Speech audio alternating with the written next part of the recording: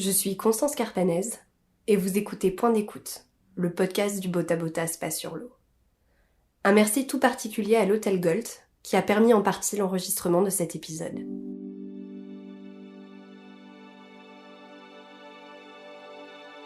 C'est le 10 mars 2020 que je me suis assise avec Mylène Paquette à l'Hôtel Gold. Première femme en Amérique à avoir traversé l'Atlantique Nord à la rame, Mylène se démarque par son caractère enjoué et sa soif d'accomplissement. D'un moment privilégié en compagnie du Queen Mary II, l'expérience inédite d'un ouragan en plein océan, à son combat écologique, Mylène surprend par l'histoire d'une vie unique en son genre. Voici son histoire.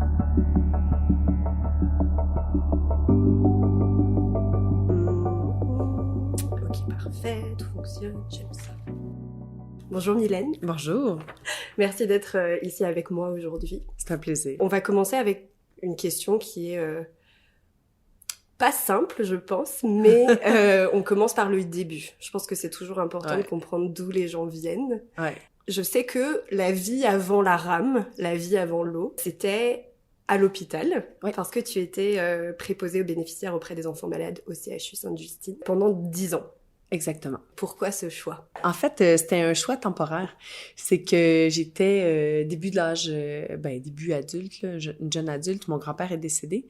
Et puis, à chaque fois qu'on allait le voir à l'hôpital, il y avait cet homme super important, tu sais, qui était là pour notre grand-père. Puis, on lui parlait, puis il semblait comme connaître tout le monde, connaître le département, être super important pour tout le monde. Donc, en parlant avec lui, j'ai réalisé que son titre, c'était préposé aux bénéficiaires. Et puis, je trouvais que c'était un travail important. Il était plus présent que les infirmières, que les médecins. C'était un peu comme si on était chez lui sur le département. Puis, il rassurait beaucoup les familles. Il était important pour les patients. Fait que j'ai eu le goût d'être importante pour quelqu'un aussi.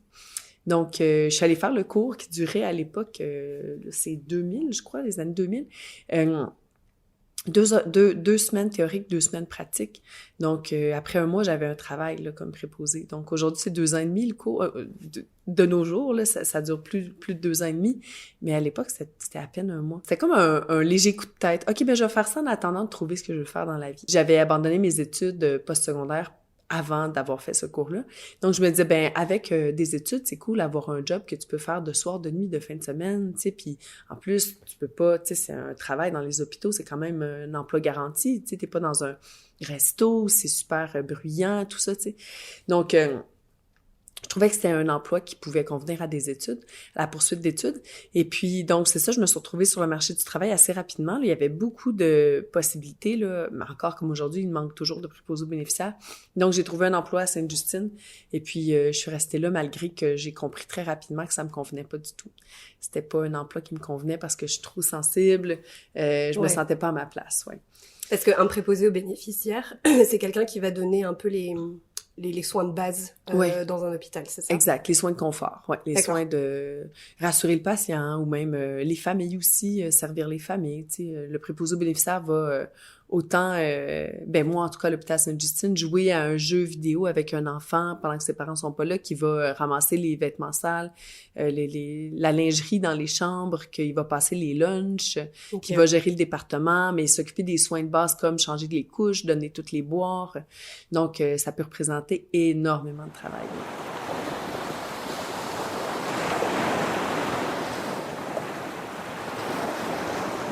En faisant quelques recherches, je me suis rendu compte que le choix qui a bouleversé ta vie, il a été en partie fait à cause d'une conversation que tu as eue avec une patiente. Exact.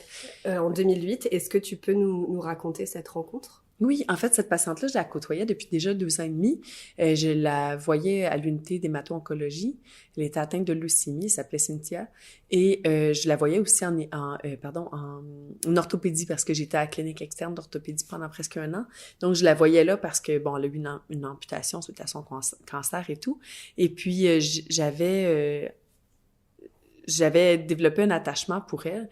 Et puis, on s'entendait bien. Donc, quand j'étais ailleurs dans l'hôpital, j'allais prendre des pauses avec elle. C'était une adolescente très... elle n'était pas vulnérable, elle paraissait pas vulnérable, puis elle avait pas la langue dans sa poche. Elle disait vraiment ce qu'elle pensait. Alors, il s'est comme développé une certaine forme d'amitié entre nous, même si on avait presque 10 ans d'écart. Puis, j'appréciais beaucoup cette adolescente-là. Et je me rappelle d'une fois où J'étais à son chevet parce qu'elle sortait des soins intensifs, elle était vraiment, vraiment mal en point. Elle arrivait sur le département de soins, puis je passais la nuit avec elle, donc à son chevet, j'étais en service privé qu'on appelle avec cette patiente-là. Puis durant la nuit, elle m'a dit, ben je sais que je vais partir, tu sais, puis c'est correct. Puis moi, je disais, ben non, tu vas pas partir, voyons, Cynthia, tu sais, tu vas pas partir, tu vas te retrousser les manches, tu vas avoir un vocabulaire plus positif, tu sais, faut pas que tu t'abattes, faut pas que... Puis elle m'a juste dit, ferme-la, tu sais pas ce que c'est que de se battre, tu sais. Puis elle avait vraiment raison parce que dans ma vie, du haut de mes 27 ans, à ce moment-là, ben j'avais jamais vraiment réussi quelque chose ou je m'étais jamais battue pour quoi que ce soit, tu sais. En l'occurrence, elle, c'était sa santé, là. C'est sûr qu'elle avait pas d'autre choix que de se battre ou d'essayer de survivre. Mais moi, j'avais abandonné mes études, j'avais pas réussi grand-chose là, dans la vie. Donc, si j'avais pas abandonné mes études de préposé aux bénéficiaires, c'est parce qu'elles duraient 1 mois. Alors, je me tannais rapidement là, dans tout ce que j'entreprenais. Puis, je me connaissais pas suffisamment, tu sais, j'avais pas comme été au bout de quelque chose encore. Donc, ça m'avait donné un peu ça m'avait juste fait réaliser à quel point, oui, c'est vrai, j'avais peur. J'avais découvert la rame océanique, je voulais y aller, mais j'avais peur de l'eau, puis je m'empêchais de le faire parce que j'avais peur de l'eau. Je m'empêchais d'aller faire des études plus poussées parce que j'avais peur de me tromper. J'étais vraiment une peureuse. Donc, de réaliser ça à cet âge-là par une patiente qui, elle, avait rien devant elle, bien, ça m'a vraiment donné un coup de fouette pour pouvoir me lancer dans un objectif véritable puis aller jusqu'au bout de cet objectif-là. Ah, c'est vrai. Puis il y avait aussi tout le côté de, moi, je lis la santé, ben je vais l'honorer. Tu sais, je vais l'honorer parce que, ben tous les patients que je côtoie, il y en a qui reviennent pas, tu sais, il y en a qui guérissent pas de cette maladie-là, ils ont pas la santé, mais s'ils l'avaient, qu'est-ce qu'ils feraient avec cette santé-là? Je me rappelle, cette patiente-là voulait juste être, c'est pas juste, là, mais elle voulait être coiffeuse. Elle voulait avoir un jour son salon de coiffure, tu sais, puis elle l'aura jamais. Donc, elle l'aura jamais eu non plus. Peu importe les objectifs, elle n'arrivera pas à ses fins. Donc, pour moi, c'était comme, c'est ça, c'était révélateur comme discussion. Ouais. C'est un peu de se dire, aucun objectif n'est trop grand, en fait. Non, puis aucun objectif n'est trop petit non plus. Exact. C'est ça, ouais.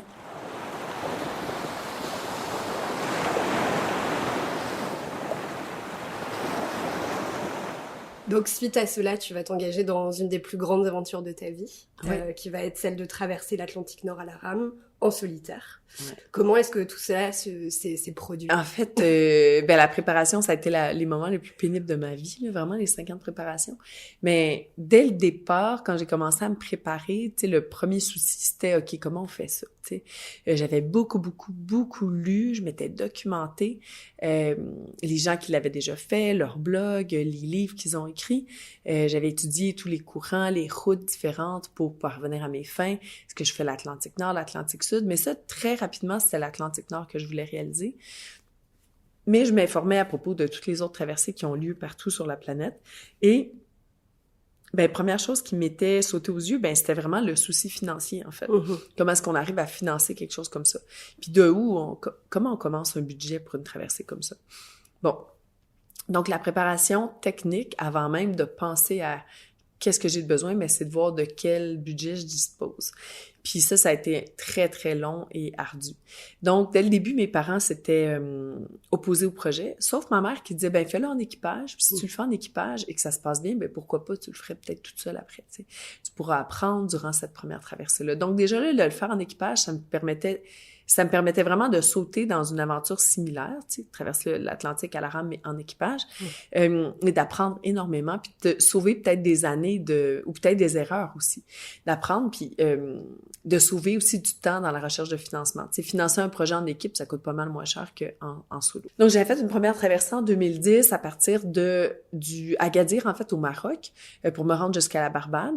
Donc, 58 jours avec 5 autres personnes. Donc, on était 6 membres d'équipage. Qui étaient tous des hommes, il me semble. Oui, exactement. Et là, c'est notre anniversaire, là, notre 10e anniversaire à nous aussi. Comme le botte à botte. Exact. Félicitations.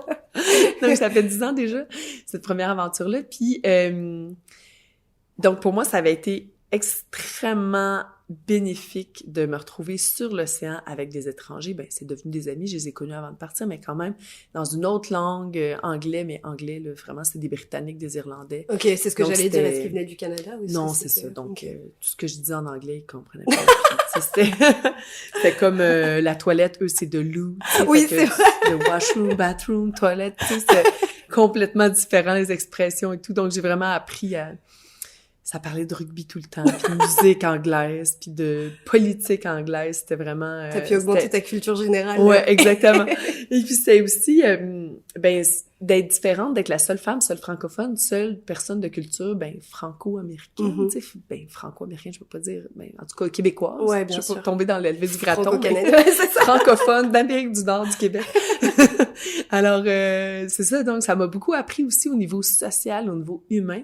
Et surtout, ça m'a appris que j'avais hâte d'être seule dans mon embarcation, parce que c'est un défi social, vraiment, que d'être avec d'autres personnes comme ça dans un bateau aussi rudimentaire, tu sais, sans dire que il est quand même sophistiqué là, au niveau technologique, mais c'est quand même rudimentaire que de ramer, d'être tout collé pour... comme des sardines, quoi. Ouais, vraiment. Mon Dieu. Ça m'avait énormément appris. Puis, je savais aussi à quoi je m'attendais maintenant. Puis j'étais tombée en amour avec l'aventure, mais en amour avec l'océan aussi. Puis de voir autant de déchets sur l'océan, c'était vraiment venu concrétiser ma soif de parler d'environnement, puis mon besoin de parler du côté de l'environnement en général, comment c'est beau, la nature, mais pour pouvoir la préserver, puis aussi de parler de ces problématiques-là de plastique sur l'océan. Donc, c'était venu vraiment me mobiliser davantage, puis me motiver, parce que là, je voulais plus juste le faire pour moi, ou pour inspirer les enfants malades que je côtoie, c'était vraiment pour, OK, ben là, il faut que je remette l'océan, il faut vraiment que je permette à l'océan d'être plus connu aux yeux des gens qui la côtoient pas. Donc, c'était une motivation supplémentaire, puis tu sais, ça me permettait d'avoir des objectifs secondaires. Tu sais, si je réussissais pas ma traversée, ben je pourrais au moins réussir à parler de l'environnement, même si je réussissais pas un jour. Donc, c'est vraiment venu me définir en tant qu'aventurière aussi. Donc, après cette première aventure-là, plus motivée que jamais, là, j'ai des contacts, j'évolue dans ce milieu-là, puis quand je cherche des bateaux, ben là, j'ai déjà fait une fois, donc je suis pas reçue comme une fille qui rêve, puis parce que, tu sais, ceux qui ont des bateaux aromocéaniques à vendre, là, ils en reçoivent de la visite. Mais tu sais, les gens vraiment sérieux sont quand même assez rares dans ce domaine-là. J'imagine. Donc, déjà, d'avoir la carte de l'avoir fait une fois, ça m'en donnait beaucoup de crédibilité, même dans le milieu de l'aromocéanique. Certain. Mon nom avait circulé, puis j'avais déjà, comme mon nom était sur... tu sais, les statistiques de rame océanique, là, internationales, donc ça m'aidait beaucoup. Et puis, je pensais que ça allait m'aider au niveau des commanditaires pour trouver du financement, mais ça m'a pas vraiment aidé parce que j'ai pas vraiment trouvé de grands commanditaires. Comment est-ce que ça peut s'expliquer, tu crois? Ben, je pense que, tu sais, je veux pas tomber dans le sexisme et tout, mais c'était beaucoup mes rendez-vous de commandite. Fallait que je justifie mon projet. Puis, tu sais, j'ai plein d'amis gars, des hommes qui sont aventuriers, puis ils n'ont pas à justifier un rendez-vous pour recherche de commandite, tu sais. Pourquoi tu veux faire ça? Ils se font jamais demander ça. Et moi, j'avais des rendez-vous là avec des commanditaires, puis c'était comme, ouais, tu sais, les bras croisés, un petit peu laid back sur leur chaise, comme, ouais, OK, pourquoi tu veux faire ça? Tu sais, ils cherchaient la bébite. Pourquoi qu'une femme veut faire ça? Ils n'étaient pas prêts à se mouiller avec moi. Okay. C'est vraiment dommage. Puis j'ai plein d'amis aventuriers qui se trouvent des commanditaires pas mal plus facilement. Fait que le fait que je sois une fille, peut-être que ça m'a pas servi, mais ça m'a servi à d'autres égards. Donc, je suis pas prête à dire que c'est juste ça. Il y a juste ça, c'est une nuisance, en fait, que c'est quelque chose de négatif. Mais je pense aussi qu'au Québec, la commandite, c'est très, très peu développé. Mes amis anglais avec qui j'ai traversé l'Atlantique en 2010, eux autres, ils avaient juste à parquer le bateau dans un parking de centre d'achat la fin de semaine et les gens donnaient de l'argent. Wow. Les Anglais donnaient de l'argent, ils ramassaient là, 5000 pounds dans une fin de semaine. C'est genre le stand à limonade 2.0. Oui! Tu sais, nous, là, 5000 pounds, c'est 10 000, je pense, canadiens, tu sais. Ouais. 10 000, j'ai ramassé 21 000 en commandite financière argent sonnant en 5 ans de recherche. Wow. Tu sais, c'est complètement... Puis le fait que je vienne de Montréal, on est un peu anonyme. Tu sais, j'ai un autre ami qui fait une course de catamaran en face de Québec pendant la Québec-Saint-Malo à laquelle je participe de Saint-Jean-Port-Joli pour une course qui dure une demi-heure à ramasser 35 000 $. Faut aller là-bas, en fait. Ben oui! Tu sais, parce qu'à Saint-Jean-Port-Joli, tout le monde se connaît, les entreprises se connaissent, c'est tout. Mais ici, à Montréal, t'es une no-name, une anonyme, t'as un numéro de porte, c'est tout, une adresse, mais tu sais, les gens se connaissent pas, se côtoient pas. Tandis qu'en région, c'est beaucoup plus développé, il y a plus de solidarité. Donc, j'avais plusieurs roches dans le soulier. Tu sais, le fait que je sois une Montréalaise, une fille, mon expérience peut-être aussi dans ce domaine-là. J'avais pas aussi de fédération sportive de rame océanique avec une notoriété. Tu sais, c'est un sport que personne connaît, c'est une aventure, ça peut paraître très broche à foin. Oui. Donc, ça s'explique pas mal à cause de tous ces facteurs. Puis parce que c'est quelque chose de seul, encore une fois. Donc c'est... Exactement. Ça repose juste sur mes épaules à moi. Comment elle va faire face à la pression, les tempêtes et tout ça. Puis ça paraît comme ça, là, de l'extérieur, très improvisé comme projet. Mais c'est tout le contraire. C'est quelque chose de très, très, très... Justement, ça a pris tellement d'années oui, à c'est ça. réfléchir. Tous les risques sont étudiés. Le plan de contingence, il est prêt. Tu sais, j'ai un plan A, B, C, D pour toute situation. J'ai une grosse équipe terrain, tu sais. Mais les gens comme ça, de prime abord, ils se disent, mais non, mais cette fille-là va se tuer en mer, puis je veux pas que mon nom d'entreprise coule avec elle. C'était vraiment ça, la crainte des gens, tu sais. Donc, mais à quelque part, ce côté négatif-là, de pas avoir trouvé de commanditaire, m'a permis de développer plein de...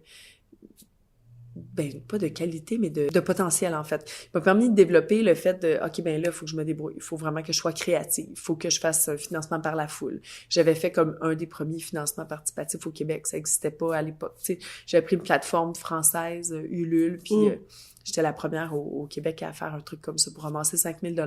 Ça a marché. J'ai ramassé 5 000 par la foule. Après ça, j'en ai fait une autre. J'ai ramassé 27 000. Donc ça, c'était pas mal plus payant.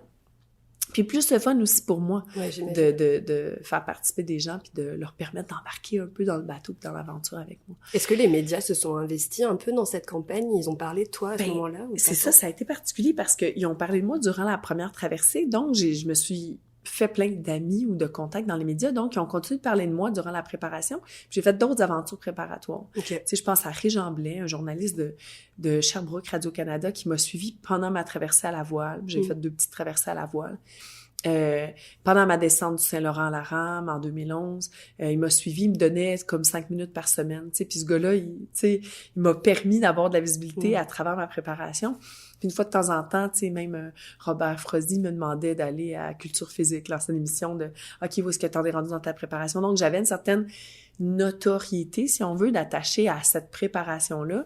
Mais il y a pas de médias qui souhaitaient me signer une lettre d'entente. Tu sais, une lettre de « OK, regarde, nous ici, je sais pas, je dis n'importe quoi là, RDS, on va te donner 5 minutes ou 2 semaines, puis on va te parler durant la... » Non, on veut pas de lettre d'engagement parce qu'ils voulaient pas s'engager dans quelque chose qu'ils pouvaient pas vraiment...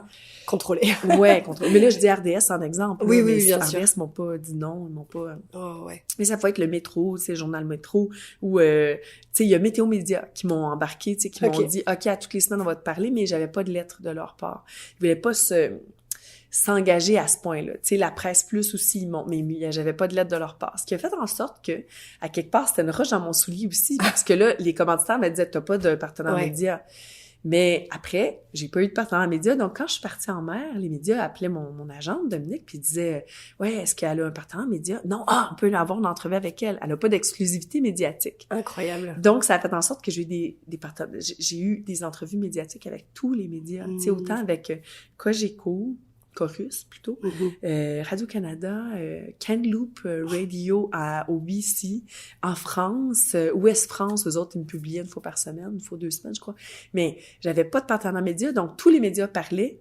Puis j'avais des entrevues avec tous les médias. J'ai fait 180 entrevues en 129 jours. Parce qu'il faut dire que les journaux où il y avait une tempête, j'en faisais 10, dans plusieurs médias. Donc, j'étais pas toujours à la radio ou à la télé ou dans les journaux, mais il y avait des journées où j'en faisais comme, après la rencontre de Queen Mary, j'en ai fait 30 en 24 heures, tu sais. 30 entrevues avec les médias. Tu sais, donc, j'avais une couverture qui m'aurait permis vraiment, là, de donner une visibilité à un commanditaire qui... Bien sûr. Tu sais, mais finalement, bon, ça a pas été... J'ai pas eu de très, très grand commanditaire. Donc, c'est ça. Donc, la préparation qui a duré 5 ans, c'était recherche de financement, recherche de partenaires médias qui a pas été fructifiée. Tu sais, j'ai pas eu le succès dans ces 2 choses-là, mais oui, à quelque part, j'ai eu du succès. Tu sais, c'est un mal pour un bien. Oui, presque. exactement. Tu sais, je peux pas dire que ça a été négatif, ça a été super positif, ces difficultés-là. Puis, au final, la préparation technique aussi, qui a été très longue, ben là, acheter le bateau, l'importer au Canada, ça, c'était toute une paire de manches. Après ça, m'entraîner avec, découvrir ce qui va pas sur le bateau. Rendu aux Îles-de-la-Madeleine avec le bateau en 2011, je me suis dit, OK, là, il faut que je le ramène sur le continent après plusieurs mois aux Îles-de-la-Madeleine. Les travaux avancent pas. Je le ramène à Rimouski. Mon ami Hermel prépare le bateau. J'ai des pépins financiers parce que j'arrive pas à boucler la boucle dans le budget. Hermel, il est super créatif. Il dit, bon, ben, l'éolienne, le gars m'a dit qu'il ne le mettait pas dans son inventaire cette année. Tu sais, un exemple. Okay, ouais. On l'inventorie pas, mais tu la payeras à ton retour. Le gars nous laisse partir avec. Tu sais, j'ai donné un dépôt. Tu sais, on avait plein de ressources autres que de l'argent pour faire avancer le projet.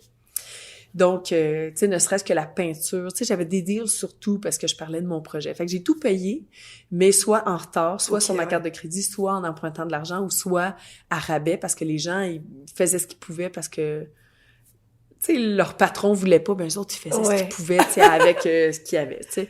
Donc, j'ai vraiment eu des appuis autres que financiers, puis ça a été vraiment, ça m'a vraiment permis d'aller toujours plus loin parce que je me disais, ben, tu sais, il faut que tu honores les faits et gestes de tout le monde parce que il y a des gens là-dedans, tu sais, qui ont avancé, tu sais, qui ont mis leur nom sur ton projet puis qui ont dit à leur boss, hey, il fait-tu un deal parce que je crois en elle, tu sais. Ouais. Fait que ces gens-là, tu sais, ils ont pas mis leur carrière, mais oui, c'est une masse de confiance, exactement.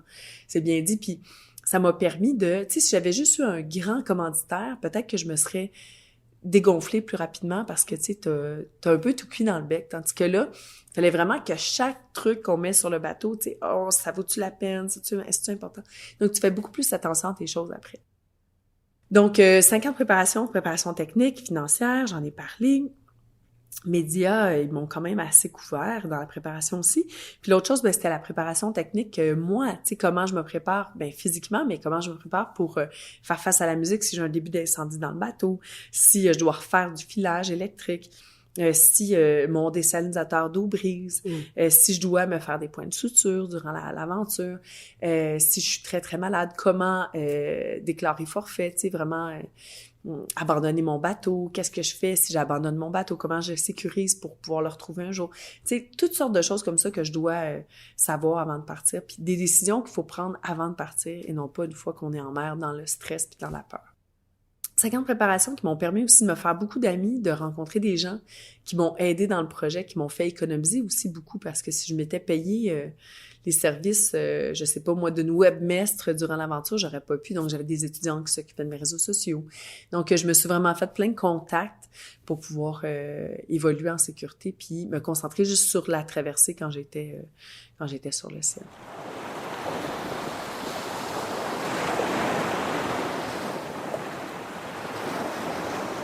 128 jours en mer, exactement, c'est ça. En 128 jours, je pense qu'on a le temps de vivre 1 million d'aventures dans une même aventure. Quand je t'ai entendu parler de ton expérience, il y a 2 événements majeurs qui me sont vraiment, qui sont restés en moi parce qu'ils m'ont beaucoup touchée.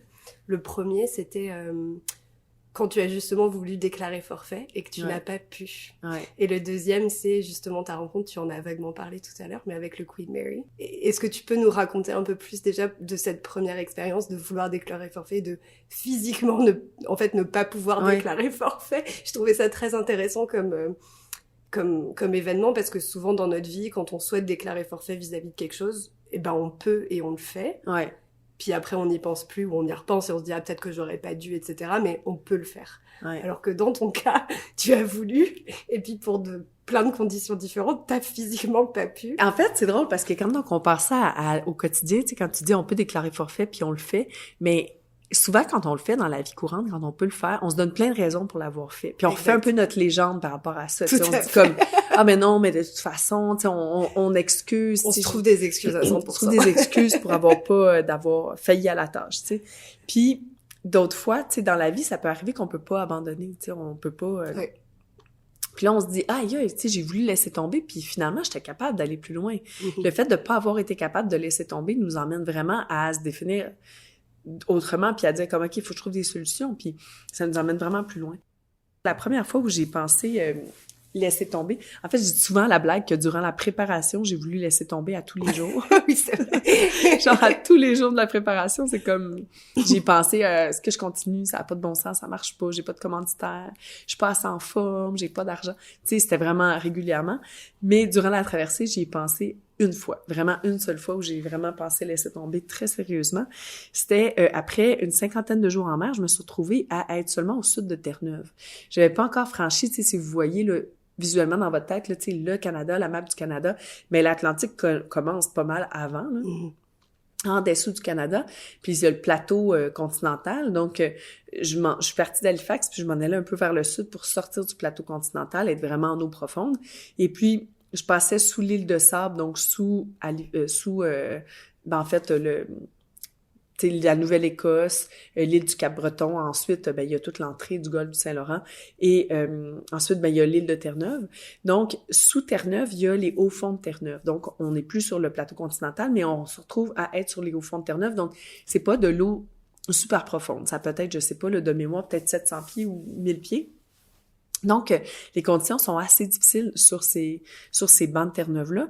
Et puis, quand je suis arrivée juste un petit peu avant les Hauts-Fonds de Terre-Neuve, j'avais très peur de passer sur les Hauts-Fonds de Terre-Neuve. Je voulais pas aller là parce qu'il y a plein d'accidents. Puis il y a comme un cimetière sous-marin, supposément, plein de bateaux d'époque, là, à l'époque, qui ont coulé. À cause des conditions météorologiques. Oui, exactement. Physiques. Okay, météorologiques. Moi, j'avais très peur de ça parce que, c'est des conditions difficiles à cause des hauts fonds et tout ça. Et puis, je m'enlignais sur les hauts fonds de Terre-Neuve, puis je voyais que j'étais à peu près à 50 jours en mer. J'avais pas encore franchi la dernière ligne de côte, la ligne la plus à l'est du Canada. J'étais pas encore sortie, vraiment, j'avais pas encore... j'étais pas comme j'avais encore du Canada au nord de ma position. Puis je me disais, voyons, ça marche pas, j'avance pas, les conditions sont super difficiles depuis le début de la traversée. J'ai eu droit à une panoplie de systèmes dépressionnaires différents, des vagues croisées qui me faisaient en sorte que si je ramais, je pouvais me blesser vraiment sérieusement. Okay. Donc, j'attendais souvent dans mon bateau. J'étais pas prête à ça. Je me sentais, des fois, comme on peut prendre des choses personnelles, moi, j'ai réussi à prendre la météo personnelle. Je me disais comme, pourquoi moi? Pourquoi? Puis, je me disais aussi, tous les gens qui l'ont fait avant moi, tous mes prédécesseurs, ils n'ont pas eu cette météo-là. Pourquoi moi, j'ai droit à ça? Je me suis tellement préparée longtemps. Ça fait pas de sens, Donc, il y a quelque chose qui fait en sorte que je peux pas réaliser cet exploit-là, cette traversée-là. Donc, je voulais juste laisser tomber 2013, l'année où j'ai traversé. Puis, je me disais... la météo, c'est comme le vin. T'as des bonnes années, puis t'en as des mauvaises, Donc, peut-être que l'année prochaine, 2014, ça va être meilleur. Donc, si je rame jusqu'à Terre-Neuve, je monte au nord de toute façon. Je m'enligne vers les hauts-fonds de Terre-Neuve. Donc, ce serait quoi de trouver un bateau qui vienne me remorquer, puis qui m'emmène à Saint-Jean-Terre-Neuve? Et puis, je vais mettre le bateau à l'abri, là. Et en 2014, on recommence de là, c'est tout. Puis les médias vont comprendre, on va se préparer des messages clés. Les partenaires, ceux que j'ai, vont comprendre. Les gens qui me suivent sur les réseaux sociaux, ça va me permettre de parler de l'océan, de la difficulté de naviguer, puis tout. Ça va juste enrichir l'aventure l'année prochaine. Et je me prépare vraiment, là, presque mes messages clés étaient presque prêts. Donc, j'en parle à mon équipe, puis je dis... c'est comme ça que ça va se passer, je vais laisser tomber à partir d'ici. Puis là, mon équipe m'a dit, non, Mylène, c'est pas possible. C'est pas possible parce que, premièrement, mon équipe y avait déjà pensé puis m'en avait pas parlé parce que c'était impossible. Puis le calcul de la route se faisait de sorte que, en fait, le calcul de la route, où est-ce que j'étais, la route devait passer, au nord de ma position pour rejoindre Terre-Neuve. Puis au nord de ma position, il y a un courant que je devais franchir qui lui navigue vers le sud, en fait, qui descend vers le sud. Donc, en naviguant vers le nord, j'aurais dû franchir un courant qui descend à 8 nœuds de vitesse, et moi, toutes mes forces, j'avance à 3,5 nœuds. Donc, mon équipe disait, c'est un treadmill, c'est comme, tu vas faire du surplace. Si tu penses que là, tu fais du surplace, tu vas en faire pendant peut-être 3 ou 4 mois. Donc, c'est comme impossible pour toi de rebrousser chemin puis de rentrer au Canada. Alors, j'étais complètement débinée de ça, moi, je pensais vraiment que j'allais pouvoir le faire. Puis mon équipe me disait, c'est impossible. Donc, ça va te prendre 4 mois pour rentrer à Saint-Jean-Terre-Neuve, mais 2 mois pour te rendre en France. Donc, tu continues vers l'est. Tu peux pas monter au nord. Puis là, mon équipe me disait aussi, au nord de ta position, en ce moment, il n'y a plus de bateaux à l'eau. On est au mois de septembre, les bateaux de pêche sont sortis de l'eau, là. On trouvera pas personne pour venir te chercher, là. Il n'y a pas personne, qu'il y en a peut-être qui pourrait le faire, mais tu veux-tu mettre des gens en danger juste parce que tu veux laisser tomber? Fait que c'était pas possible de le faire. J'aurais pu déclencher ma balise de détresse. Si j'avais voulu laisser tomber, mais déclencher ma balise de détresse, ça veut dire perdre mon bateau. Parce qu'une balise de détresse, c'est quoi exactement? C'est une balise qui envoie un signal de détresse à la garde côtière. Donc, anglaise, américaine. Pour que la garde côtière vienne te chercher. Pour qu'un cargo, le premier cargo dans les environs vienne te chercher, puis ou la garde côtière quand t'es à portée, de la garde côtière. Comme ça faisait un petit bout que j'étais plus à portée de l'hélicoptère de la garde côtière canadienne, parce qu'ils nous le disaient à tous les jours, là, si elle veut laisser tomber, c'est maintenant, elle est encore à la portée. Ah oui, la garde côtière la garde côtière nous parlait à toutes les semaines, là, il faut vraiment, réfléchir, puis il parlait à mon équipe au sol, Là, pensez-y, Mylène est encore à la portée des hélicoptères, là, si on s'en va se ravitailler en essence, là, on peut aller la chercher, il faut qu'elle laisse tomber, là, vraiment, c'est prudent, ce serait intelligent de laisser tomber. Mon équipe a vraiment travaillé fort pour faire comprendre à la garde côtière que je continuais, Puis là, laisser tomber, déclencher la balise de détresse, ça veut dire perdre le bateau, perdre tout l'équipement que t'as dedans. Eux autres, ils embarquent pas le bateau, le cargo qui te ramasse toi. Donc là, le bateau, c'est un bateau abandonné, donc n'importe qui le trouve, c'est à lui. Wow. il peut vraiment... Puis moi, j'ai des assurances. Si j'ai un problème de santé où j'ai pas le choix d'abandonner mon bateau, mon assurance va payer une petite somme, pas la somme que représente mon bateau qui vaut 125 000, là, non. Tu sais, mon bateau, ils vont me donner 45 000 pour. Tu sais, fait que c'est vraiment compliqué, tu sais. Donc, c'est quand même assez rapide, un temps de réponse sur l'Atlantique Nord, tu sais, pour vraiment une recherche et sauvetage, ben pas de la garde côtière, là, mais on parle en plein milieu de l'océan, un cargo peut se retrouver sur place en 12 ou 18 heures, tu sais, quand tu as vraiment la position exacte, parce que tu as beaucoup d'échanges commerciaux, tu as beaucoup de cargos sur la route du Nord, donc là, c'est facile d'avoir un rescue, là, vraiment, tu sais, en cas, là, vraiment d'extrême, une situation extrême.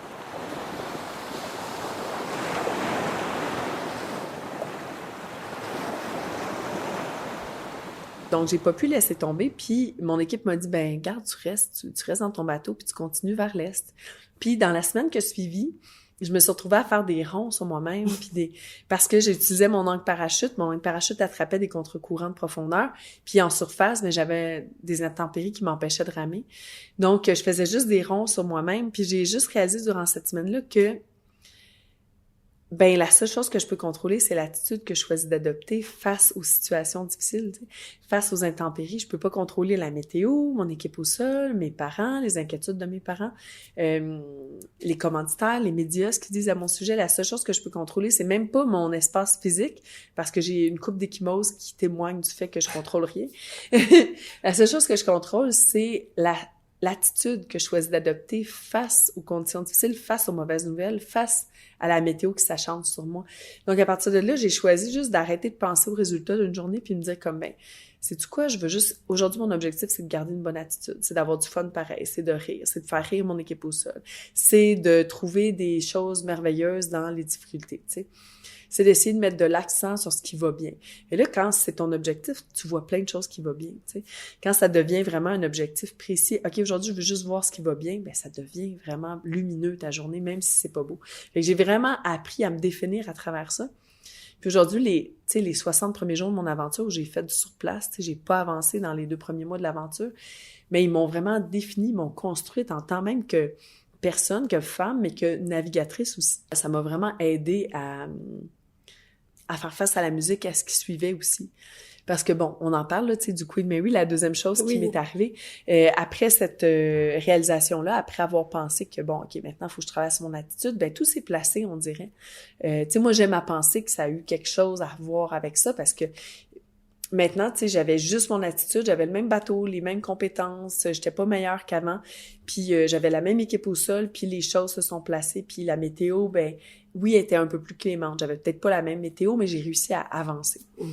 Et puis, on approchait, en fait, de la mi-parcours. Je dis « on », là, je parle de mon équipe au sol, là, qui était pas avec moi. Mais c'est un travail d'équipe. C'est ça, c'est un travail d'équipe, ouais. Et puis, j'avais très hâte d'arriver à la mi-parcours, parce que pour moi, c'est pour quelqu'un qui navigue puis qui a un parcours énorme à faire, ça représente beaucoup, parce que là, les milles nautiques vont décroître à partir de maintenant. Je voulais vraiment célébrer cette mi-parcours-là, puis je changeais de juridiction aussi. J'étais maintenant dans la juridiction de la carte côtière française. Donc, on est en France quasiment. Oui, là, ça représentait beaucoup.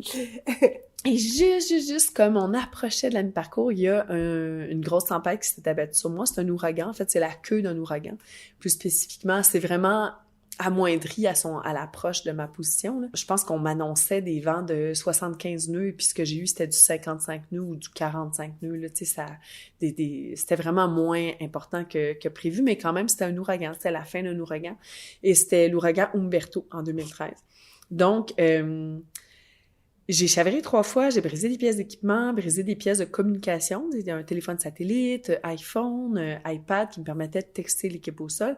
Donc, à la fin de cette tempête-là, il me restait un seul téléphone satellite. Donc, mon équipe a fait ni un ni deux. Ils se sont dit, OK, ben on va trouver un nouveau téléphone satellite pour Mylène, parce que s'il reste juste un téléphone à Mylène pour le reste du voyage, elle a plus de backup, tu sais, il y a plus de redondance pour communiquer avec elle. Puis ça, c'était juste combien de temps?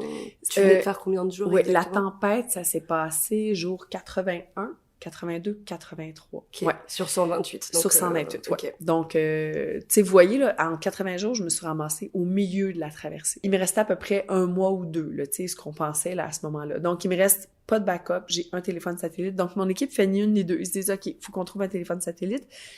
j'ai Hermel Lavoie, mon mentor, celui pour qui j'ai appelé le bateau Hermel, il dit « Ah, sur le site web du Queen Mary 2, tiens, il y a un numéro pour les rejoindre. Je sais qu'ils viennent de partir de New York, donc appelez-les et essayez de faire bifurquer le navire, donc pour aller rencontrer Mylène. » Il a donné ça à son fils, à Dominique, la fille au com, puis ils disent comme « Arrangez-vous avec ça. » Donc Dominique Jean-Pierre s'arrange, puis il essaie de trouver une solution avec eux. Ils ont appelé à bord du Queen Mary 2, ils ont demandé de parler au commandant, au capitaine. En 45 minutes, ils ont eu les autorisations pour dérouter le navire. Puis en 12 heures à peine, ils étaient sur place. Là. Ils étaient vraiment incroyable. Sur place. Donc, puis ce moment-là, ça a été... tu sais, c'est comme... Moi, je rêvais de le voir, le Queen Mary 2. Tu sais, c'est un bateau mythique. C'est un des paquebots les plus prestigieux. Tu sais, il y a quelque chose qui vient avec ce bateau-là, c'est le prestige, tu sais. Et puis, on apprend, tu sais, moi, j'apprends, je me fais dire, OK, le bateau, il arrive, là, il s'en vient, tu sais. C'était vraiment comme, sur le coup, j'étais pas contente parce que je comprenais pas l'ampleur. Je me disais, je veux pas d'assistance. Puis après, j'ai compris, OK, c'est pas une forme d'assistance. OK, c'est juste pour me prêter main forte. OK, puis là, j'ai compris comme qu'est-ce que c'était historiquement, tu sais, qu'un bateau vienne aider, puis ça a eu une reconnaissance aussi internationale, tu sais, que le petit bateau de Mylène qui reçoit de l'aide d'un paquebot de passagers, puis ils en ont parlé partout dans les médias du monde, tu sais, c'était comme un fait, tu sais, un fait divers, mais c'était quelque chose qui a vraiment donné comme de l'espoir aux gens, tu sais, tu peux comme traverser l'océan, tout ça, mais tu as toujours besoin d'aide, tu sais, tu peux toujours avoir besoin d'aide. Tu sais, savoir demander de l'aide, pour moi, c'était difficile, mais là, c'était d'accepter cette aide-là aussi. Puis la rencontre, tu sais, des quelques milliers de passagers sur le pont qui me scandaient mon nom, qui m'encourageaient, je les entendais crier, ils m'ont déposé des ballots étanches dans lesquels il y avait des friandises, des bonbons, des viennoiseries, une bouteille de vin, puis un nouveau téléphone satellite. Tu sais, toute l'espèce de... Et voyons, c'est complètement ridicule. Tu sais, le capitaine qui me parle au téléphone après, puis qui me dit « Ah, elle faisait attention, parce que maintenant, nous, à bord du Queen Mary, on en a juste un. Hein? » Moi, j'ai 2 téléphones satellites, puis eux, ils en ont juste un. Ils m'ont prêté un de leurs 2 seuls téléphones satellites. Quoi, tu sais? C'est vraiment drôle, tu sais, c'est comme une situation un peu comme, tu sais, tirée par les cheveux, c'est irréel, tu sais, que le capitaine, il me dit, ah, moi, j'ai 3000, 4000 passagers, puis tu sais, il m'en reste juste un, en tout cas, je te souhaite bonne chance. Tu sais, c'est complètement, ouais, puis tu sais, le capitaine qui me parle au téléphone, les médias qui s'emparent de l'histoire, puis les entrevues que je fais, tu sais, les médias se trouvaient bien originaux, tu sais, là, il m'avait comme au téléphone, puis là, tu sais, il me dit, oh, on a une surprise pour toi. Ouais, c'est quoi? Ah, le capitaine, il est en ligne avec nous, tu sais, lui, il est encore sur le Queen Mary, puis on a fait comme 6 entrevues comme ça. On a une surprise pour toi. Ah oui, ça doit être le capitaine en ligne. C'est toi une surprise. Toute une surprise, tu sais. Puis là, quand on se parlait, tu sais, en ondes, on se disait comme, ah oui, comment ça va? On s'est parlé tantôt, ouais. Qu'est-ce qui a changé depuis 10 minutes? Pas grand-chose. Ben, on a toujours juste un téléphone cellulaire. C'est ça. C'était vraiment comme une situation assez particulière, puis comme quelque chose de tout ce qui a découlé aussi de ça, tu sais, c'était pas juste la rencontre, mais c'était après on m'a invité à bord. Maintenant, quand le Queen Mary il vient au Québec à Sept-Îles, mon bateau a été acheté par Sept-Îles, ben je me présente là-bas, j'embarque encore sur le Queen Mary. Il y a encore des gens qui tombent en larmes quand ils me voient. À chaque fois que j'y vais, tu sais, j'ai des frissons. Il y a des gens, tu sais, qui passent 6 mois par année sur ce bateau-là, des retraités, puis ils me disaient ben, chaque fois que je vais faire une conférence sur Queen Mary, je les vois maintenant, ça fait 3 fois que j'y vais. Puis là, je vois comme un petit couple avancer, les larmes aux yeux, je fais « Oh non, dites-moi pas, vous étiez sur le bateau », puis on fond tous en larmes, tu sais. C'est comme systématique, même les gens qui travaillent sur le Queen Mary, mais quand moi j'y vais, il y a tout le temps des gens qui viennent, tu sais, ils savent que je vais rentrer à telle heure, puis ils viennent me voir, puis ils disent comme « Oh, regarde dans mon téléphone, j'ai encore les photos, puis tu sais, j'ai une photo de toi, regarde, ça c'était ma cabine, moi j'étais aux cuisines, à ce moment-là, j'ai pris congé, j'étais allée sur le pont, Wow. puis tu sais, ils me racontent toujours qu'est-ce qu'eux autres ils ont vécu par rapport à ça, puis ça me donne tout le temps des frissons. Ouais. Puis tu sais, c'est comme... apparemment que c'est la première fois qu'ils fermaient l'incinérateur, parce qu'il y a un incinérateur à bord. Puis là, OK, on ferme l'incinérateur, tout le monde, on prend congé, on va voir la fille qui rame, tu sais. Fait que ça a vraiment causé quelque chose à bord du bateau. Puis, ouais, c'est vraiment comme... Chaque fois, ça... Tu sais, c'est comme... Quand je vais sur le Queen Mary, il y a toujours quelque chose qui me rappelle à quel point c'est un moment comme privilégié qu'on a vécu, puis que ça arrivera pas... Mais ce que j'aime aussi, c'est que t'as préparé ce voyage pour toi. Ouais. Tu l'as fait pour dépasser un défi personnel, pour Ouais. te prouver quelque chose. Puis au final, on se rend compte, et je pense que c'est applicable pour tout le monde. à un certain niveau que on finit par faire quelque chose qui se veut être très personnel, mais qui finit par avoir un impact sur énormément de gens. Ouais, c'est ça. Puis ça, c'est très beau à voir. She's a very brave lady to attempt this crossing on her own.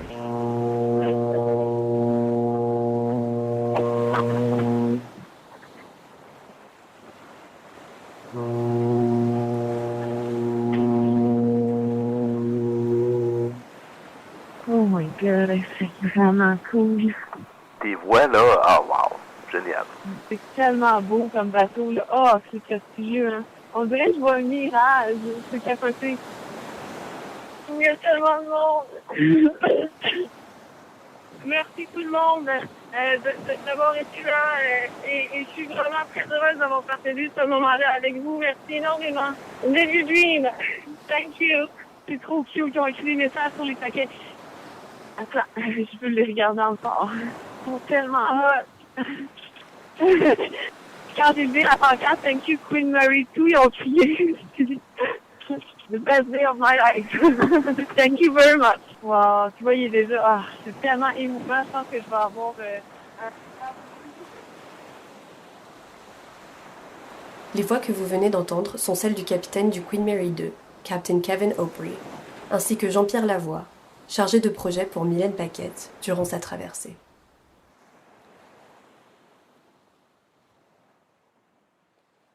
Je voulais parler de la question de la solitude et de la peur. Parce que c'est deux choses qui ont été quand même, je pense, prédominants à travers ton voyage. Et c'était juste un peu pour, encore une fois, pour parler de ça dans un contexte plus général avec des gens. Mais on est tous face à des peurs, on est tous face à la solitude d'une façon ou d'une autre. Qu'est-ce que tu pourrais dire à nos auditeurs pour les aider, aider ceux qui cherchent à affronter leurs peurs? Ben, il y a un truc que, c'est vrai que je l'ai pas dit souvent, ça, c'est que durant ma traversée, tu te retrouves dans une situation où est-ce que ton cerveau, il est en hyper-vigilance, parce que tu es dans le bateau, puis là, tu entends des craquements, puis là, moi, j'étais sur l'angle parachute, donc elle est super loin sous l'eau, je peux pas la vérifier, je suis dans une tempête, des grosses vagues autour de moi, des fois, il y avait des soubresauts inexplicables, je comprends pas, les vagues sont supposées venir de tel côté, là, le bateau tangue de l'autre côté. Des fois, t'es dans une situation un peu, c'est très propice à avoir peur. T'entends des sons que t'expliques pas. C'est difficile de rester confiant dans une situation comme ça. Mais ça peut être, je sais pas, il y a des gens qui vivent du stress, des angoisses, puis souvent, c'est ça, c'est anxiogène être sur l'océan dans des conditions difficiles. Donc moi, ce que la psychologue m'avait dit de faire, c'est découper en fait les signaux qui arrivent à toi, arrêter de les interpréter. Puis ma psychologue, après ma traversée, m'avait dit la même chose, puis je me disais, voyons, c'était même pas la même psychologue. Je disais, j'avais oublié ça, c'est super important d'arrêter d'interpréter les choses. J'étais dans mon bateau, puis je me dis, qu'est-ce que j'entends? C'est juste un bruit. Qu'est-ce que je vois? C'est juste une vague. Parce qu'avant, t'imaginais comme peut-être, c'est quoi? Je dis n'importe quoi là, mais c'est un requin qui vient comme... Ouais, ou c'est comme mon angle parachute, il y a un requin dedans, puis là, genre, elle est déchirée, puis là, je perds du terrain, ou je vais chavirer, mais là, une vague grosse comme ça va m'engloutir, puis ça va briser les lexans, les portes étanches, ça va briser mes antennes, tu vas trop loin dans le processus de « OK, c'est juste une vague », c'est juste une vague, ce que je vois. Fait que ma psychologue me disait, qu'est-ce que tu vois? Qu'est-ce que tu entends? Qu'est-ce que tu ressens dans ton cœur? C'est les émotions. Qu'est-ce que tu ressens sur ton corps? Puis, qu'est-ce que tu goûtes? Qu'est-ce que tu sens? C'est peut-être pas nécessaire, là, mais, les 5 sens et plus les sentiments. Elle me disait vraiment, découpe ça, puis mets-les comme dans une grille Excel dans ta tête. Si tu fais l'exercice, OK, qu'est-ce que je vois? C'est ça. Qu'est-ce que je sens? C'est ça. Qu'est-ce que j'entends? C'est ça. Ça aide beaucoup à dédramatiser puis à arrêter d'interpréter. Parce que quand tu sens comme « Oh boy, ça c'est une grosse vague », OK, la sensation dans ton corps « Oh boy, je vais vraiment descendre une grosse vague », on dirait que je suis dans un manège à ronde. Mais c'est ce que tu ressens dans ton corps, mais ça veut pas dire que c'est dangereux. Ça veut peut-être dire que justement, t'es perpendiculaire aux vagues puis que ça va bien. Il faut que tu ressentes ça. Fait arrêtez d'interpréter les choses. Puis c'est un peu la même chose quand je suis revenue puis que je vivais des situations bien difficiles à mon retour puis que je me sentais consommée puis j'étais comme partout puis je faisais 12-13 conférences par semaine puis je me sentais dépossédée de ma liberté puis j'étais mais je me sentais un peu des fois en détresse, tu sais, entre des conférences, tu sais, j'avais comme tu sais, 1 an et demi après ma traversée, là, ça a duré très longtemps, cette sensation-là. Puis je me disais, ben non, mais attends, là, arrête de capoter, tu sais, c'est quoi, qu'est-ce que tu vois? Ben là, je vois juste des gens qui applaudissent puis qui veulent me poser des questions. OK. Qu'est-ce que tu sens? Tu sais, ben, je sens que, tu sais, qu'est-ce que t'entends? Ben, des gens qui crient, des gens qui applaudissent. OK. Qu'est-ce que, tu sais, c'est juste de découper les choses, d'arrêter d'être dans l'angoisse. Fait que c'est ça, c'est de vivre avec quelque chose d'anxiogène. Puis c'était quand même anxiogène, autant pour moi, être sur l'océan dans des tempêtes, que être devant le public, des fois, puis de parler, puis de faire des conférences, puis ça arrêtait pas, tu sais, les années, les mois qui ont suivi, ça a été très, très prenant pour moi. Fait que j'ai appris à composer avec les peurs, puis avec l'anxiété. Tu sais, des fois, là, je me levais un lundi matin, puis j'avais 10 conférences dans ma semaine. Fait que, tu sais, c'était anxiogène, je me disais comme, aïe, ce client-là, il veut quoi, donc? Ah, puis c'est quoi, donc, sa réalité? Puis comment faut que j'adapte ma conférence? Oh mon Dieu, mais attends, mais je pense au client de jeudi, mais j'en ai 7 avant jeudi, je comprends pas. Puis, tu sais, c'était difficile pour moi. Fait que, il fallait vraiment juste que je compose avec une chose à la fois du mieux que je peux ici maintenant. C'était vraiment le mantra. Puis composer avec la peur aussi, quand moi, j'ai traversé l'océan, c'était beaucoup ma peur de l'eau, tu sais, la peur reliée à la plongée à l'eau. Fait que ma psychologue m'avait dit de faire de la visualisation. Visualiser encore une fois, qu'est-ce que je vais voir, qu'est-ce que je vais sentir, qu'est-ce que je vais... Puis à chaque fois que je visualisais ma descente dans l'eau, c'était une situation rocambolesque qui arrivait, là, tu sais, c'était comme un requin qui m'attaque ou... Puis ça finissait toujours... J'étais prête d'imaginer une descente dans l'eau qui se produise bien. C'était toujours une attaque de requin ou de baleine ou d'orque ou de... Tu sais, j'imaginais un cauchemar, là, tu sais.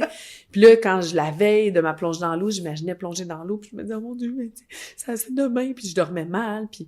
Donc là, ma psychologue m'avait dit, OK, mais fais juste visualiser que ça se passe bien. Puis si ton cerveau fait pas la différence... Parce que en fait, quand tu imagines une situation catastrophique, ton cerveau fait pas la différence entre une situation réelle puis une situation imaginaire. Donc, chaque fois que tu imagines une attaque de requin, tu augmentes ta réponse de stress. Donc, il m'avait dit, essaie donc d'imaginer une descente dans l'eau qui se passe bien. Puis, si t'es pas capable, imagine une situation rocambolesque, mais positive, tu sais. Imagine que tu as un sabre magique pour combattre les requins, c'est n'importe quoi. Mais il faut que ton cerveau il adhère à ça, il faut qu'il croie en ta solution rocambolesque. Fait qu'à partir de là, je m'étais dit, OK, je vais imaginer que je descends dans l'eau avec une petite balle. Puis là, quand le requin arrivait, j'imaginais vraiment là, que je lançais la balle au requin. C'était ridicule, tu sais. J'étais là, puis je lançais la balle au requin, mais mon cerveau, il a cru à cette histoire-là, puis ça a diminué ma réponse de stress. Donc, juste croire... en fait, c'est ça, c'est qu'on n'a même pas besoin de croire au processus de la visualisation, ça fonctionne. Faites juste confiance au processus, puis visualisez autre chose que la chose qui vous taraude, la chose qui vous fait vraiment peur. Ça peut vraiment vous faire sentir puissant. Moi, ça m'avait vraiment fait sentir puissante. Tu sais, de imaginer vraiment régulièrement descendre dans l'eau avec un petit bâton ou une balle pour lancer la balle au requin. Ça me faisait vraiment sentir puissante parce que dans mes rêves, dans mes songes, dans mon imagination, j'avais le dessus sur ce requin-là. Puis, si c'était possible dans mon imagination, c'était peut-être possible en vrai. Prendre du recul vis-à-vis des choses et pas peut-être les interpréter tout de suite. Oui, c'est ça. Dès qu'elles arrivent, en fait. Ce qu'on a tendance à faire de façon naturelle. Tu sais, quand je disais aussi prendre les choses personnelles au début, tu sais, j'avais pris oh mon Dieu, la météo, tu sais, prendre ça personnel, tu sais. Des fois, je trouve qu'on est princesse un peu, tu sais. Le requin, il y en a quoi faire de toi. T'es donc bien prétentieux de penser qu'il a le goût de te manger tout rond, tu sais. C'est comme, arrête de le prendre personnel. Le requin, il a autre chose à faire, tu sais. Tu sais, c'est aussi dans ce sens-là aussi, de prendre les choses personnelles, tu sais. C'est quand tu dis « you're not that special ». Oui, « you're not that special », exactement.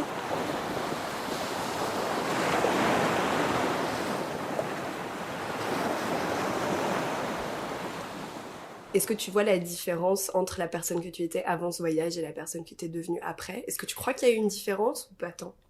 Pas tant. En fait, je pense que c'est plus la préparation qui m'a rendue différente. La longue préparation qui m'a définie, qui m'a appris, qui m'a permis d'évoluer. C'est la préparation qui a duré 5 ans. Oui. Il y a des choses que j'ai compris durant la traversée que j'aurais dû savoir avant. Tu sais, l'attitude, j'aurais dû comprendre que c'était la clé dans mes rendez-vous de commandite, tu sais. Tu sais, j'aurais dû comprendre que je valais le coup, tu sais, puis faire des suivis beaucoup plus... je pourrais dire, tu sais, avec les commanditaires, les potentiels que je rencontrais, j'aurais dû faire des suivis plus agressifs. Parce que je savais pas à quel point c'était... En fait, je pensais que ça allait avoir une certaine reconnaissance, ce projet-là, mais je savais pas à quel point. Puis si j'avais eu plus confiance en moi, j'aurais cru, puis j'aurais vendu plus la chose, tu sais. Donc, je suis passée à côté de moi-même, peut-être, à cause que j'avais pas autant d'affirmations avant. Puis je connaissais pas autant ma valeur. Mais c'est pas que je vaux plus, c'est juste que la valeur, là, je parle vraiment, là, la valeur du projet, tu sais, la Bien valeur sûr. que je portais. C'est en ça que ça m'a changé, peut-être. Je comprends. Puis, tu sais, le sentiment d'invincibilité, tu sais, après cette traversée-là, j'avais comme, tu sais, il y en a qui s'enflent la tête avec des projets. Moi, c'était plus comme, wow, tu sais... Comment j'atterris de tout ça, quoi. Comment j'atterris de tout ça? Tu sais, je suis pas invincible.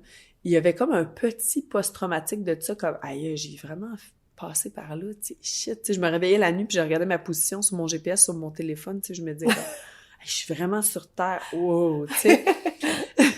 Je suis vraiment revenue. Hey, la fois où j'ai failli tomber dans l'eau, aïe, tu sais, je revenais, là, puis ça venait d'arriver, là, comme, ça faisait 3 mois que j'ai failli tomber dans l'eau, puis je traumatisais encore de ça. Tu sais, il y a des moments où je me disais comme, aïe, aïe, tu sais, j'ai vraiment... Puis j'ai fait des rêves, des cauchemars après l'aventure, là.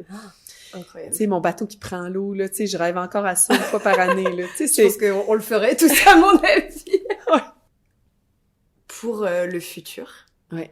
Parce que là, on parle beaucoup du passé, Ouais. mais le présent et le futur pour toi. Est-ce que tu as des projets intéressants en 2020 qui s'en viennent? Qu'est-ce que le futur t'amène? C'est drôle parce que, tu sais, 2013, ça a été comme la grosse année, les 5 années de préparation. 2013, là, ça fait déjà 7 ans cette année. Puis moi, je roule ma bosse depuis ma traversée, donc j'ai fait toutes sortes de projets différents par rapport à ma traversée, projets de podcast, autant que des émissions de télé ou de la radio. J'ai animé aussi une émission à Radio-Canada. Tu sais, j'ai eu plein d'expériences comme de retomber par rapport à cette aventure-là. Puis il reste que, ma traversée, je la raconte toujours d'une façon différente parce que, tu sais, j'évolue aussi à travers ça, à travers mon discours. Mais après 7 ans, je me dis, bon, là, est-ce qu'on refait une nouvelle conférence par rapport à ça? Est-ce qu'on fait un podcast par rapport à ça? Est-ce qu'on fait, donc, il y a du nouveau, tu sais, sur la table de travail, mais toujours par rapport à ça. Puis on est comme en restructuration à savoir, bon, comment est-ce qu'on s'occupe de nos clients? Est-ce que, tu sais, donc c'est plus à l'interne, là, tu sais, vraiment avec... moi puis mon collègue de travail, tu sais, on est en train de réfléchir à tout ça. Puis, c'est vrai, tu sais, là, on a parlé du passé, de l'avenir, tu sais, puis le projet cette année, il y a le show La Promesse de la mer. C'est une pièce de théâtre que j'ai coécrite avec Brian Perrault. Il y a eu 28 représentations l'année passée, même plus que ça, je pense, parce que le show s'est promené. Mais cette année, le show s'en va en France. D'accord. Donc, il reste au Québec, puis il va en France aussi. Donc, on a maintenant 2 comédiennes, 2 interprètes. Ah ouais. Il y a Anne-Marie Levasseur et il y a Tammy Verge qui interprète mon rôle dans deux productions différentes parce qu'il y a Tammy Verge qui joue pour Culture Shawinigan à Shawinigan, puis il y a Anne-Marie Levasseur qui s'en va à Saint-Malo pour la Québec Saint-Malo, donc présenter des shows là-bas, puis à Québec aussi. Ah, félicitations. Donc, oui, c'est cool, c'est cool. Et j'ai une dernière question pour toi, pour relier tout ça au Bota Bota, bien sûr, parce qu'on est un bateau, nous aussi. Ouais. Et nous, sur ce bateau, on prône le bien-être et tout ce qui vient avec. Pour toi, que signifie le bien-être et comment est-ce que tu l'appliques à ta vie quotidienne? Le bien-être, je pense que c'est intérieur. Donc, c'est pas superficiel, là, tu sais, c'est vraiment à l'intérieur de soi. Puis, je pense que ça demande de l'hygiène, justement. Tu sais, ça demande d'avoir, tu sais, de pouvoir ventiler régulièrement, de pouvoir prendre du temps pour soi, faire du sport, bien dormir, bien manger. Tu sais, le bien-être, c'est pas juste comme justement aller se faire masser une fois par mois. Tu sais, c'est vraiment, faut que ce soit, tu sais, c'est une hygiène de vie. Tu sais, faut aller au Bota Bota, mais pas juste une fois par année. Faut se faire plaisir. Faut prendre soin de soi. C'est quelque chose qui se fait, c'est comme contre-intuitif, on dirait, de dire ça se fait dans la rigueur, parce que le bien-être, c'est justement, c'est plus je pense que c'est plus calme. C'est calme. Mais tu sais, pour être bien, puis être dans un état de paix puis de bien-être, il faut en prendre soin de soi. Il faut prendre soin de soi, puis il faut que ce soit régulier. Pas juste prendre soin de soi une fois de temps en temps. Donc, ça vient aussi avec le langage intérieur. Tu peux pas être en chicane avec tout le monde puis avoir du bien-être. Je pense qu'il faut pas tasser des affaires sous le tapis. Il faut être capable de être lucide, être mature, régler ses conflits, bien s'alimenter, puis tu sais, c'est une rigueur, mais en même temps, faut pas trop peser sur le bouton, tu sais, faut se permettre d'avoir des grosses journées de congé, rien faire, rester en pyjama, en pantoufles, puis manger des chips. Tu sais, c'est un aliment, des chips, faut le savoir. Tu sais, faut que ça passe par là aussi. Donc, je pense que le bien-être, c'est un équilibre. Ouais, c'est vraiment quelque chose, c'est un équilibre. Puis quand on est en bateau, on a besoin d'équilibre. Ah, ça c'est... Je n'ose même pas imaginer à quel point, mais oui. Moi, j'aime ça dire qu'en bateau, tu sais, pour être safe, tu sais, en voile ou en bateau à rame, il faut tout le temps comme baisser son centre de gravité. Tu sais, je fais du canot à glace d'ailleurs, tu sais, fait que faut toujours savoir il est où ton centre de gravité, tu sais. Puis ton centre de gravité, c'est comme un peu ton fort intérieur, tu sais. C'est l'endroit, tu sais, qui te permet de dire comme, OK, tu sais, si mon centre de gravité, il est là, il est plus bas, mais je vais pas tomber à l'eau, tu sais. C'est l'endroit qui te permet de rester vigilant par rapport à ce qui se passe à l'extérieur du bateau, ce qui se passe autour de toi.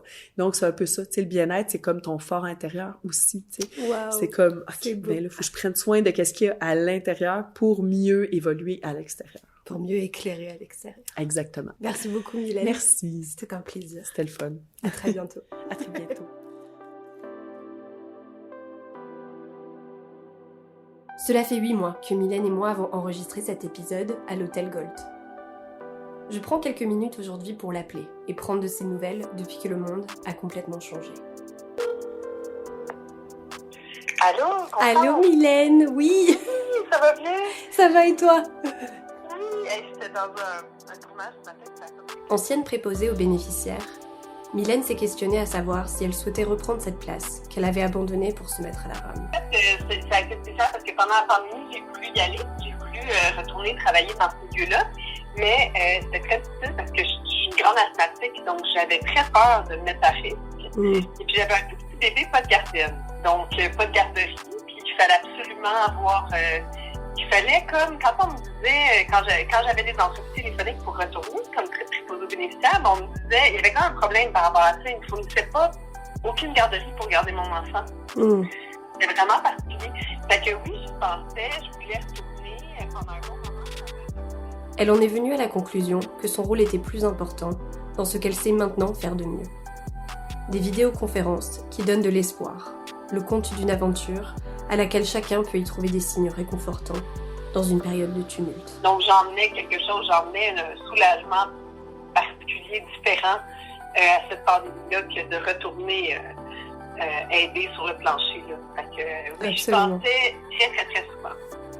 L'horizon 2021 est porteur de promesses. Et Mylène voit la situation actuelle comme une opportunité. Une chance de rendre notre monde meilleur. Ben oui, mais moi justement, je vois que les gens ils se concentrent beaucoup plus sur ce qui est important pour eux. Ça a pris cette pandémie pour se rendre compte que finalement ma famille, je l'aime, j'ai besoin de la voir. Je pensais que je l'aimais pas, mais je veux être près de ma famille, je veux être près de mes proches, je veux voir les amis qui m'ont manqué le plus, c'est ceux avec lesquels je continue d'investir une belle amitié, une belle relation. Donc je pense que c'est beau. Les réalisations qu'on a faites collectivement sont de belles choses qu'il faut capitaliser là-dessus et ne pas oublier ce qu'on a réalisé durant la pandémie. La chose qui me emmène beaucoup d'espoir, c'est par rapport à l'environnement.